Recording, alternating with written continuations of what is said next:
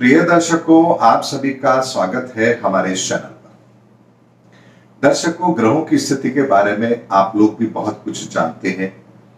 कुछ ऐसे योग भी होते हैं जिनके बारे में अमूमन सभी लोग जानते हैं, जैसे कालसर्प योग, अंगारक योग, गजकेसरी योग, पंच महापुरुष योग और शनि की साढ़े सती। और खास तौर पे शनि की साढ़े सती के बारे में तो हर व्यक्ति ने कुछ ना कुछ सुना हुआ अवश्य होता है। और इस चीज को लेकर के बहुत से लोग भयभीत और चिंतित भी होते हैं कि अब इस राशि वालों को शनि की साढ़े सती आरंभ होने वाली है, यानी हमारे जीवन में दुख तकलीफ अब आने वाला है। लेकिन हकीकत में ऐसा नहीं होता है। बहुत से जातक होंगे जिन्हें शनि की साढ़े सती चल रही होगी, लेकिन उन्होंने अपने जीवन के अंदर बहुत तरक्की की होगी। बहुत से ऐसे लोग होंगे जिनकी कुंडली के अंदर अच्छे योग बन रहे होंगे, लेकिन उन्होंने जिंदगी के अंदर पूरे जीवन सिर्फ संघर्ष ही किया है। ऐसे में एक ऐसी स्टोरी हमारे सामने आती है कि आखिर हम विश्वास करें तो किस पर करें। ऐसे में आज ज्योतिष का मैं आपको एक ऐसा सूत्र दे रहा हूं, यदि उसको आपने समझ लिया तो आप कभी भी ग्रहों के नकारात्मक परिणाम को कम ना कर पाए, ऐसा होगा ही नहीं। यानी आप अपने ग्रहों के नकारात्मक परिणामों को अवश्य कम कर पाएंगे। और उसके लिए मैं उदाहरण लेता हूं, और उदाहरण मैं वो लूंगा जिनके बारे में आप सब कुछ अच्छी तरह से जानते हैं, तो आपको ये बात समझने में भी बहुत आसानी होगी। मैं आज उदाहरण लेता हूं प्रधानमंत्री नरेंद्र मोदी जी की कुंडली का। आप सभी लोग जानते हैं कि उनकी वृश्चिक लग्न की कुंडली है और वृश्चिक ही उनकी राशि है, अर्थात लग्न में ही मंगल और चंद्रमा दोनों विद्यमान है। ऐसे में वृश्चिक राशि वालों को शनि की साढ़े सती अवश्य शुरू हुई थी। और कब हुई थी? 2011 यानी नवंबर 2011 के अंदर वृश्चिक राशि वालों को शनि की साढ़े सती आरंभ होती है। अब आप देखिए, 2011 से लेकर 2014 तक का समय शनि की साढ़े सती रही। 2014 से लेकर के और लगभग 2017 तक वहां पर भी उन्हें शनि की साढ़े सती रही, और 17 से लेकर 20 तक भी शनि की साढ़े सती यहां कायम अवश्य रहती है। ऐसे में एक चीज हमें समझनी चाहिए कि जब शनि की साढ़े सती चल रही थी उन्हें, उसी दौर में वो मुख्यमंत्री भी रहे, अपने कार्यकाल पूर्ण किए उन्होंने। उसके बाद उन्हें प्रधानमंत्री पद का उम्मीदवार बनाया गया, चुनाव जीता, पूर्ण बहुमत से सरकार बनाई, और 2019 में भी जब उनको शनि की साढ़े सती चल रही थी, वो दोबारा से प्रधानमंत्री चुन करके आते हैं। अब आप बताइए कि शनि की साढ़े सती क्या हर जातक को परेशान करती है? शनि की साढ़े सती तो उनको थी, इससे तो इनकार नहीं किया जा सकता। लेकिन फिर ऐसा क्या कारण है कि शनि की साढ़े सती होने के बाद भी उन्होंने अपनी जिंदगी के अंदर अपने राजनीतिक करियर को आगे बढ़ाया, बल्कि पीछे वो नहीं गए? दर्शकों, हमेशा एक बात को समझना चाहिए कि जो योग जिस ग्रह के कारण से बन रहा है, उस ग्रह की प्रवृत्ति और उसकी प्रकृति को समझना बेहद जरूरी है। अब मैं एक उदाहरण से यदि आपको समझाऊं, मान लीजिए चंद्रमा के कारण से कोई कुंडली के अंदर आपके अनिष्ट योग बन रहा है, तो आपको उस योग के नकारात्मक परिणामों को कम करने के लिए चंद्रमा की प्रकृति और प्रवृत्ति को समझना पड़ेगा। चंद्रमा मन का कारक है। ऐसे में उस समय पर यदि आप अपने मन को नियंत्रण में रखने में कामयाब रहे, मन के अंदर नकारात्मक विचार आप नहीं लेकर आए, तो चंद्रमा के कारण से जो नेगेटिव इंपैक्ट आपको मिलने चाहिए वो आपको नहीं मिलेंगे। अब यदि मान लीजिए मंगल आपकी कुंडली में खराब है और उसका कोई योग बन रहा है और उसका फलादेश भी उस समय पर घटित होने वाला है, तो ऐसे में मंगल की प्रवृत्ति और प्रकृति को यदि आपने ध्यान में रखा, तो आप मंगल के नकारात्मक प्रभाव को कम करने में कामयाब अवश्य होंगे। ऐसे में मंगल सेनापति का कारक होता है, बहादुरी का कारक होता है, मस्कुलर का कारक होता है। ऐसे में आप क्या करेंगे? अपने आप को मैनेजमेंट वाले कामों से थोड़ा सा दूर रखें, सावधानी से आप ट्रैवलिंग करें, मस्कुलर इंजरी होने जैसी संभावित जगहों पर अपने आप को ना लेकर जाएं, यानी कि पहाड़ पर चढ़ना या स्पोर्ट्स के अंदर एक्टिविटी रखना। इस तरह से यदि आप अपने आप को रोक के रखेंगे तो मंगल के वो प्रभाव घटित नहीं होंगे। इसी तरह से प्रधानमंत्री नरेंद्र मोदी जी की कुंडली में भी शनि और चंद्रमा के कारण से शनि की साढ़े सती लगी, यानी कि चंद्रमा जिस राशि में है उस राशि से एक राशि पहले और एक राशि बाद तक लगभग 7.5 साल तक शनि की साढ़े सती रहती है। ऐसे में यदि व्यक्ति, क्योंकि शनि की प्रवृत्ति और प्रकृति क्या है, शनि की प्रवृत्ति और प्रकृति है न्यायप्रियता, गरीबों का साथ और अन्याय के विरुद्ध आप अपने आप को खड़ा रखें, ये शनि की प्रकृति है।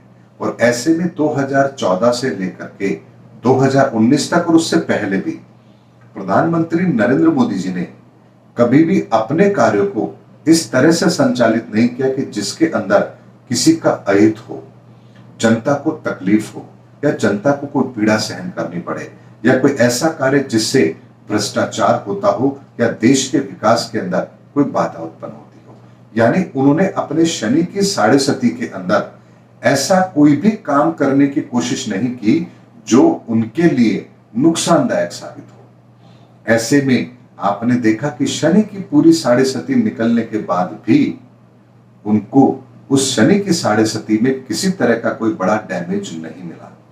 और जैसे ही शनि की साढ़े सती खत्म हुई उन्हें मंगल का राजयोग आरंभ हो गया, और जैसे ही मंगल का राजयोग आरंभ हुआ वह एक ग्लोबल लीडर के रूप में दुनिया के सामने आए हैं। ऐसे में दर्शकों, उदाहरण मैंने आप लोगों के सामने इसलिए रखा है कि यदि मान लीजिए आपको भी शनि की साढ़े सती चल रही है तो आप भी अपने कार्य क्षेत्र के अंदर ईमानदारी का परिचय दीजिए, अपने परिवार की जिम्मेदारियों का पूर्ण तरह निर्वहन कीजिए। आप जिस क्षेत्र में भी काम करते हैं वहां ईमानदारी का परिचय दीजिए, अपने कार्य से प्रेम कीजिए तथा अपने आप को ऐसे कामों से दूर रखिए जिससे किसी का अहित हो रहा हो। कभी किसी के बारे में कोई कटु शब्द आप ना बोले तथा न्यायप्रियता के साथ यदि आप अपने कार्य कर रहे हैं तो शनि की साढ़े सती आपका कुछ भी नहीं बिगाड़ सकती, ये बात निश्चित है। क्योंकि यदि मान लीजिए एक चाकू आपके हाथ में है, जब तक आप उस चाकू को अपने हाथ से पकड़कर दूसरे हाथ पर उसका प्रयोग नहीं करेंगे वो चाकू आपको हानि नहीं पहुंचा सकता। ऐसा नहीं हो सकता कि चाकू टेबल पर रखा है और अपने आप आपको उससे हानि पहुंच जाएगी। यानी जब तक आप उसका प्रयोग नहीं करेंगे तब तक वो वस्तु आपको नुकसान नहीं पहुंचाती है। यही नियम ग्रहों के साथ भी लागू होता है और इसीलिए मैं आपसे कहता हूं कि जीवन के अंदर ग्रहों की परिस्थिति को समझना सबसे महत्वपूर्ण है, क्योंकि परिस्थिति के आधार पर ही यह तय होगा कि आपको अपना एक्शन कैसे लेना चाहिए।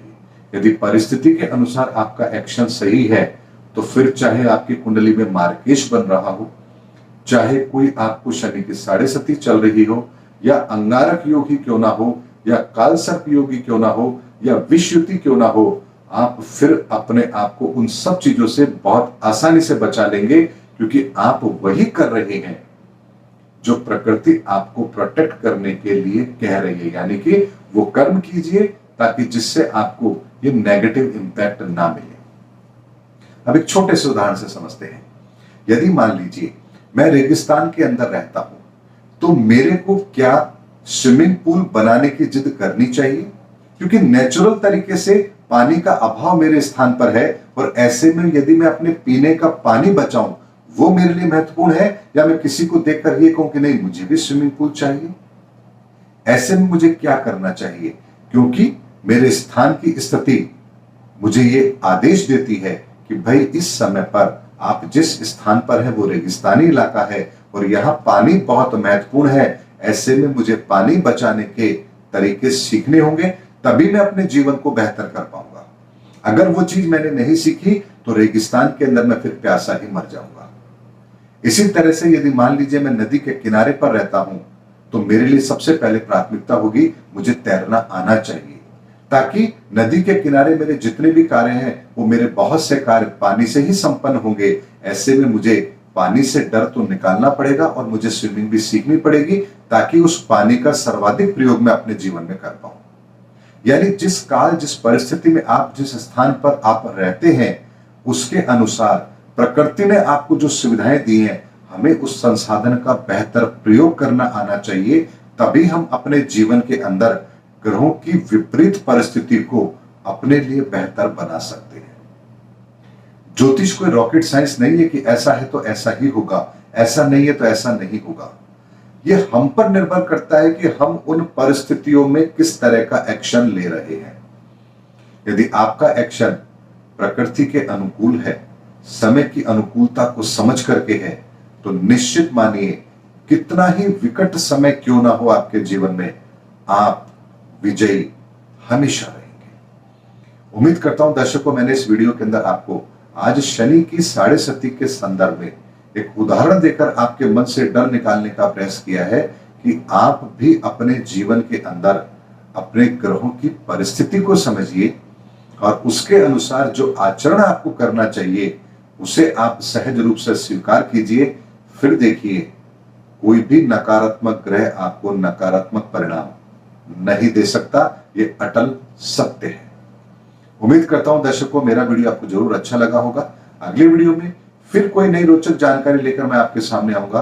तब तक हमारे चैनल पर अवश्य बने रहिए। जय हिंद, जय भारत।